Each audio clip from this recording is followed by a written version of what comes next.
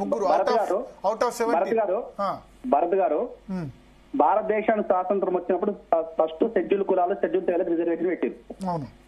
ఆ తర్వాత బీసీలకు పెట్టారు. ఈ భారతదేశానికి స్వాతంత్రం వచ్చినప్పటి నుంచి సంక్షేమ పథకాలలో భారత రాజ్యాంగబద్ధంగా రావాల్సిన హక్కులలో మాకు వాటా ఉందండి. ఇంతమంది ఎమ్మెల్యేలు అంతమంది ఎమ్మెల్యేలు ఉంటే మాకేం చేస్తారు, మా రాజకీయం ఏం చేస్తారు, మా సార్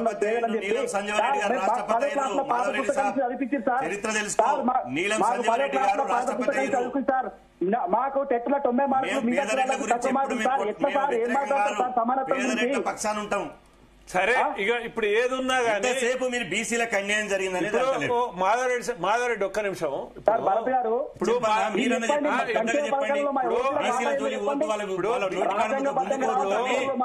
చెప్పండి టెట్లో మాకు 90 మార్కులు ఎందుకు చెప్పండి. 5% కదా మీ వాటా 5% మీరు తీసుకోండి. మేము 60% ఉన్నాం, మా వాటా మేము తీసుకుంటాం. మేము 9% ఉన్నాం రెడ్లో. 9% తీసుకోండి. 9% రెడ్లే ఉన్నాం. 9% బ్రాహ్మణులు ఉన్నారు, వైశ్యులు ఉన్నారు, రాజకీయ పార్టీలకి చెప్తాము. ఇప్పుడు రాజకీయ పార్టీలు ఏం చేస్తున్నాయంటే ఓట్ల కొరకు ఎస్సీ ఎస్టీలు బీసీలు పొంగ జపం చేస్తున్నాయి. మేము కూడా సమీకరణలతో ప్రభుత్వాలను ఎట్లా మారుస్తాం మేము కూడా చూపిస్తాం. చూపించడానికి కానీ తీసుకోండి. ఏ ప్రభుత్వం వచ్చినా ఒక్క పర్సెంట్ తోటి ఏ ప్రభుత్వం పాపమైంది. భరత్ గారు చెప్పండి. మీరు ఇంతమంది ఎమ్మెల్యేలు అంతమంది ఎమ్మెల్యేలు బ్రహ్మాండంగా చెప్పారు, నేను కాదన్నాను. అంత కన్నమ్మ కూడా కనబడుతుంది. భారతదేశానికి స్వాతంత్రం వచ్చినప్పటి నుంచి ఇప్పటిదాకా మాకు భారత సంక్షేమ పథకాల వాటా ఏంది, రాజ్యాంగబద్ధంగా రావాల్సిన హక్కులలో వాటా ఏది చెప్పండి ఒకసారి. నేనున్నప్పుడు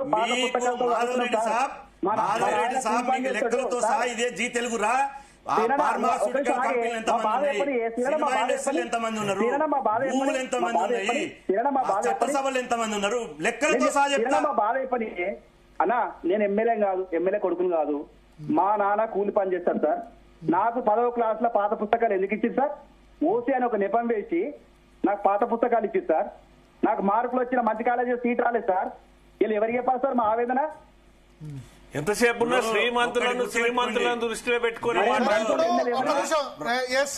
ఇప్పుడు అందుకని ఈడబ్ల్యూఎస్ రిజర్వేషన్స్ వచ్చిన తర్వాత న్యాయం జరుగుతుంది కదా. ఓసీల్లో ఉన్న వెనుకబడిన వర్గాలకు, ఓసీల్లో ఆర్థికంగా వెనుకబడ్డ వర్గాలకు న్యాయం జరుగుతుంది కదా. అప్లై చేసుకుంటే అటెంప్ట్ చేస్తే జాబ్ వస్తుంది ఈడబ్ల్యూఎస్ వల్ల. ఎవరన్నా అనా మీరు అటెంప్ట్ చేస్తే రిజర్వేషన్ ఉందిరా? మీరు ఎన్ని సంవత్సరాల నుంచి రిజర్వేషన్ ఉందన్నా? 2021 ఇంప్లిమెంట్ అయింది. 2019 వస్తే కేసీఆర్ 2021 రిజర్వేషన్. ముఖ్యమంత్రి పదవి మీకే రిజర్వేషన్, మంత్రి పదవులు మీకే రిజర్వేషన్, ఐఏఎస్లు మీరే, హైకోర్టు జడ్జిలు మీరే, ఆ తర్వాత అన్ని రంగాల్లో సమస్త రంగాలు మొత్తం మీరే. అది రిజర్వేషనే, అనఫీషియల్ రిజర్వేషన్. అది అనఫీషియల్ రిజర్వేషన్. చదువుకున్నానికి వస్తుంది, పని చేసినందుకు ఎమ్మెల్యే సీట్ అవుతాడు. చదువుకోనిచ్చారా?